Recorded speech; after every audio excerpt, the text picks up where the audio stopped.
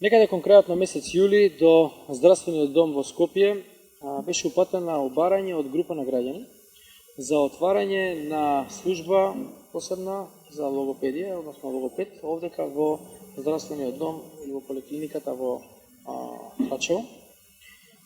Од здравствениот дом, во согласно со Министерството за здравство и за Центарот за говор и слух, се договоривме на ова барање позитивно да одговориме. Ветивме дека тоа ќе го направиме. И еве денеска може да констатираме дека логопедот успешно функционира во поликлиниката во Драчево. Поликлиника Драчево до 2012 година беше оскудна во делот на специјалистичките служби, меѓутоа од тогаш навака постепено, дејност по дејност ја прошируваме специјалистичката служба и денеска започнува 10-та специјалистичка служба во еден посебен сегмент, значи давање на здравствена услуга пред се за децата, меѓутоа и дел од возрастната популација ќе биде опфатена. Живеам во Драчево, значи живеам овде.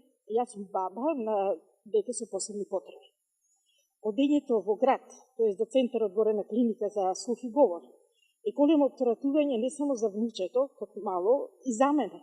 308 јас вработена, значи, знаете колку е тоа, одиш со 9, па одиш пешачиш. Така да, ја видов, ја согледав дека е потребата голема, да овде има логопед, но не се работи само за Драчево. Тука е околината на Долно Лисиче, на Зелениково, на Студеничани, Батинци, Интија. За 2 дена беше позитивно одговорено, со тоа што директорката на Центарот за слух и говор, бидејќи јас само не сум во здружение и не припаѓам во ниедно здружение, јасните ќерками, напишав нормално во брањето лице за контакт и мојот број на телефон и директорката ме побара, ми се јави и вели вие вака. Јас бев изненадена за 2 дена да се одговори на, сепак ова не е туку така едноставна работа.